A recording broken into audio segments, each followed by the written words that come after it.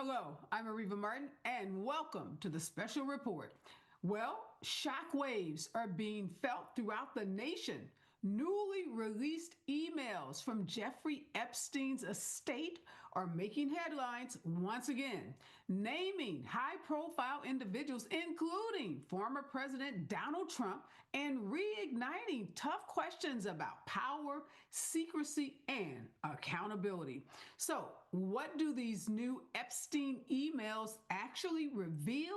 And what could still be buried beneath the redactions?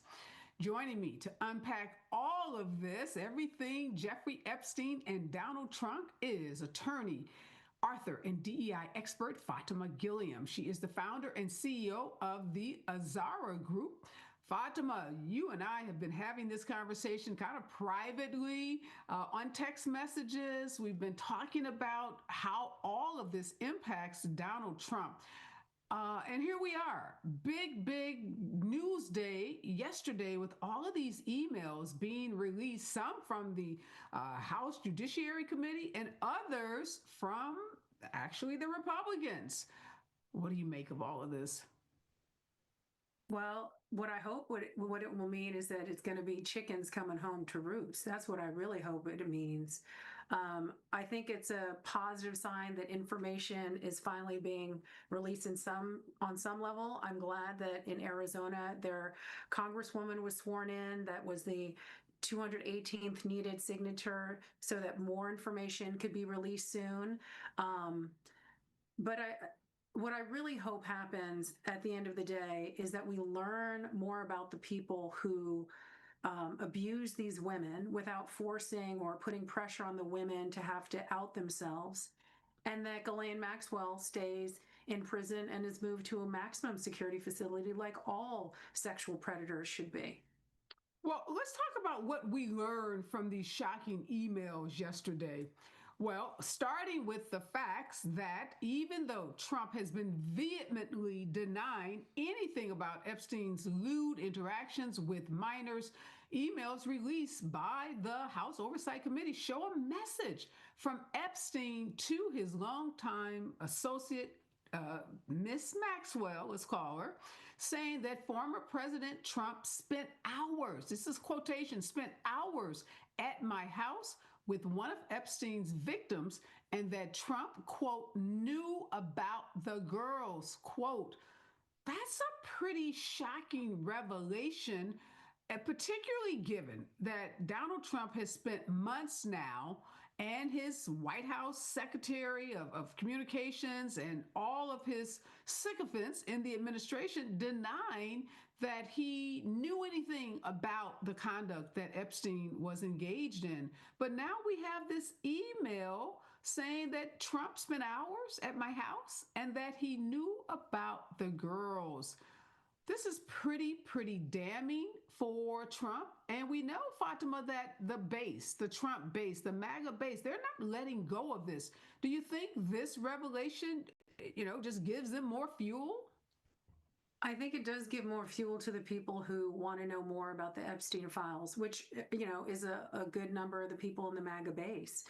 In terms of the email where, it says that Trump knew about the girls, it's just more indication of what common sense will lead everyone to conclude, right? At the end of the day, it's like you doth protest too much, right? Like if you had nothing to hide, right? Coming from somebody who repeatedly would say things about other people and trying to keep information confidential. If you have nothing to hide, then why are you blocking at every turn? Why are you hiding it? Right? Why are you hiding? Why are you hiding? He drew the picture, right, for the birthday book that alluded to some secrets between Epstein and Trump. There are just way too many inappropriate photographs of him and his oldest daughter. Then I recall an interview I saw once where he was alluding to Tiffany Trump, his youngest daughter, when she was maybe a toddler and wondering if she was going to have a rack as good as the mother, right? Who talks about their toddler like that?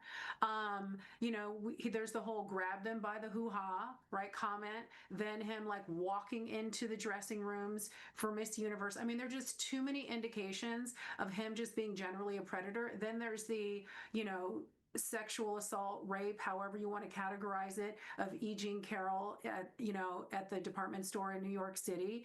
But he also seems to, probably seems okay with young girls too, right? And so I think at the end of the day, this is what it's about. And we cannot forget the reality is that a lot of people in Trump's orbit are sexual predators, right? How many, it's like, if you have a sexual charge, if you rape somebody, if you grope somebody, if you were inappropriate with somebody, you sexually harassed them, and then maybe bullied them to be silent, and it's all related to sexual impropriety, like, join their crew. It is the pedophile crew. It's like an open casting call of sorts. Obviously, men who don't engage in this kind of conduct don't want to be associated with men that do. But let's talk about the political fallout, because all of this information was released yesterday at a time when we saw votes on the floor, the House and Senate floor, to reopen the government. So we heard Trump's, again, comms team come out and say all of this is to distract from the fact that Democrats allowed the government to be closed for 43 days. So, Trump is back to saying this is a Democratic hoax, and he's telling his base not to believe it. But here's what we know about his base. The MAGA base feels like the government has been corrupt. And a big part of what Trump ran on in both of his campaigns to become president is, clearing the swamp, getting rid of corruption in government. So the MAGA base thought that some of the swamp that he was getting rid of were the people inside the government who were keeping these Epstein files a secret, who had the list of all of the folks that Jeffrey Epstein invited to his private island, his private home, and the list of people who engaged with these minors. So the MAGA base is split. Some of those are, going with the comm secretary and saying, let this go, it's a Democratic hoax. But a big portion of the MAGA base is not. They are saying this is real, and if Trump doesn't bare his soul and tell us everything we want to know about Epstein, then he's going to pay a pretty price for it. What do you make of some of these MAGA voters saying, no, this isn't going away because you have basically built a whole campaign on clearing the swamp, and a part of the swamp is, learning about these Epstein files. Well, they also built a whole lot of their platform, and these MAGA folks with podcasts and the like. This is what they were drumming the beat on all the time, was Epstein, Epstein, Epstein. Or even if you think about QAnon, right, and their conspiracy theories about like cabals with pedophiles and the like. An important topic for them is pedophilia and people that are sexual predators. So it's going to be hard for them. But hold on a second, Fatimah. They thought it was going to be Bill Clinton. See, well, maybe, but you know what? It might be Bill Clinton. It might be Bill Clinton too, because at the end of the day, there are a lot of people that were rubbing elbows with Epstein, and it was not good. You have Peter Thiel, right, who was on Epstein Island, right? You have indications of Elon Musk being involved. He was friends, or I don't know, friends, but connected. No. But my point is, the MAGA base thought the red meat that they were going to get we're going to expose Democrats, and all of these Republicans are going to be absolved. Definitely Donald Trump is going to be absolved.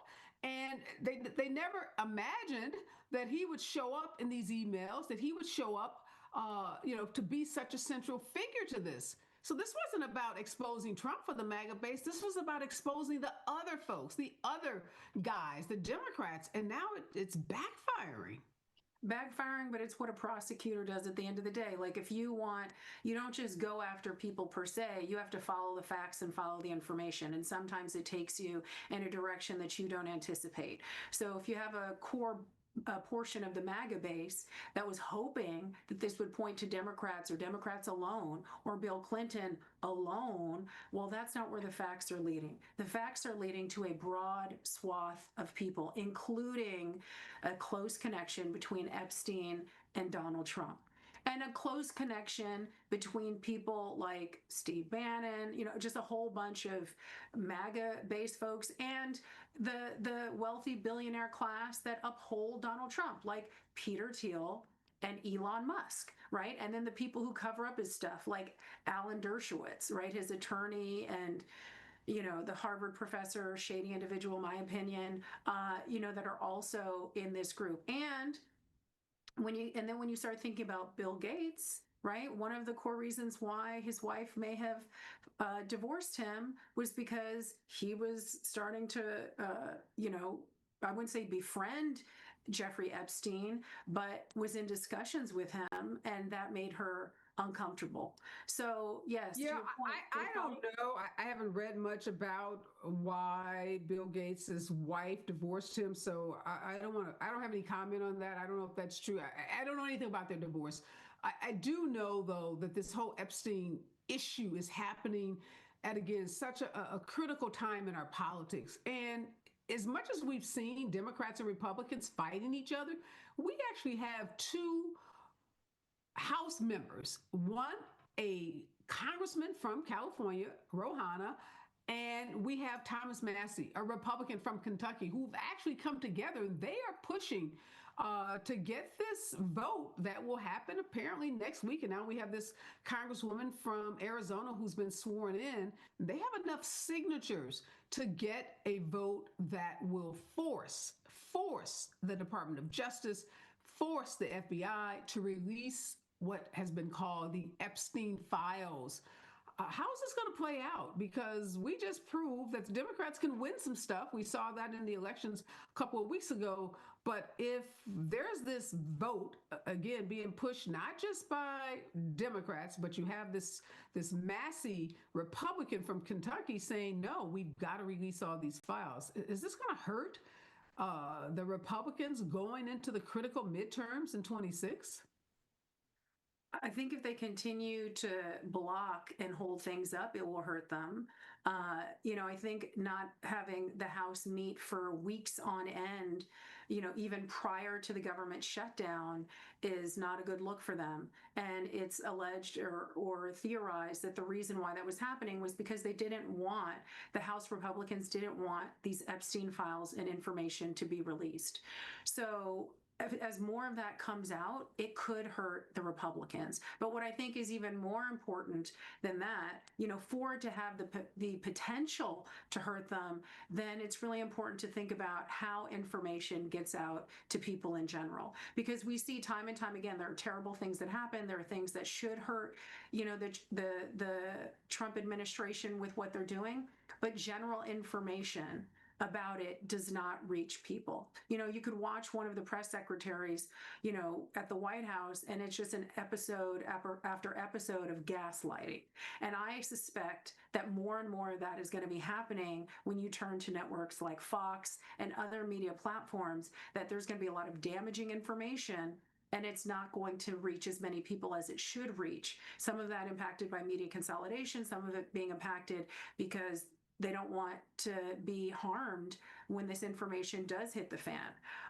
But yes, I think you're right about that. There is a lack of the ability to get, bad information, negative information, which happens to be true, even though it's negative, out about Trump. But this Epstein matter seems to be different. I mean, we have to look at the list. Remember the big list that was supposed to be on Pam Bondi's desk, our attorney general, waiting for her to release to the public, only to find out that she said there is no list, and the MAGA base went crazy. I mean, they lost it, and the MAGA base has been speaking up in ways about this Epstein matter, not about the loss of SNAP benefits, not about aggression, in wars across the globe, not about the rising cost of groceries and gas and utilities, the unaffordability of housing, the fact that an average car costs $50,000. We're not seeing outrage by the MAGA base about these things that impact all of our daily lives. But these Epstein files, and maybe it's because for years, Trump led them down this conspiracy rabbit hole that there was some big conspiracy to hide pedophiles, this cabal that was, in the government. And he was, as he often says, the only person that could go in and disrupt it and disclose it and reveal it to the public, only now to tell people it was one big hoax and there is no list and there's nothing here to see. People keep moving is what he keeps telling them, but they're not going away. And they're not going away. Go back to those elections. They sat out. Many of those Republicans sat out, and then we saw swings. Latino voters, Black male voters who were more favorable to Trump in some instances in the last presidential election, breaking for Democrats in states like Virginia and New Jersey. So I think Trump has a real problem, and he won't be on the ballot at the midterms and in 2028, but the Republican Party will. And I think they're going to pay a big price for this gaslighting that you've been talking about. I mean, I think it goes both ways, because it's true that a lot of the MAGA base is not letting this go, but at the same time, they're not up in arms in any significant way. And what I mean by that is, like, this information will be harmful. They have not completely dropped it, but not all the pertinent information or the dots being connected isn't necessarily happening on their side. And what I mean by that in terms of an example is,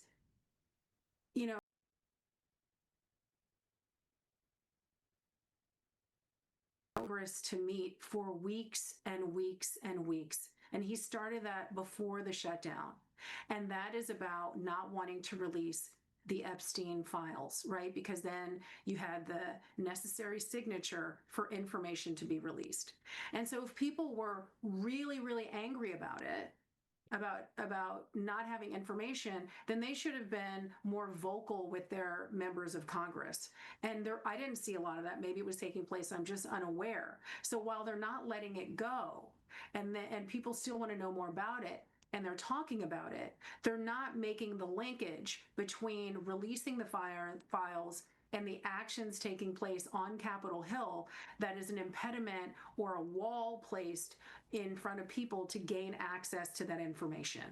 So that's how I think that it could be beneficial, but at the same time, if people aren't getting the requisite amount of information to see, like, who is really trying to put up roadblocks to people who want to know about this, we're not seeing the massive outcry, the massive complaints about people in leadership, in power, on their side that are blocking this information. We may not, and I don't know, I have mixed feelings about that. I think there are some pockets of very, very disgruntled MAGA voters, and they are voicing it in different ways. We're seeing some of the very popular conservative podcast hosts who are breaking with Donald Trump, who are criticizing Donald Trump in ways that they had not before. We've seen his ratings, his favorability ratings tank over the last couple of months. And again, I keep hearkening back to those elections.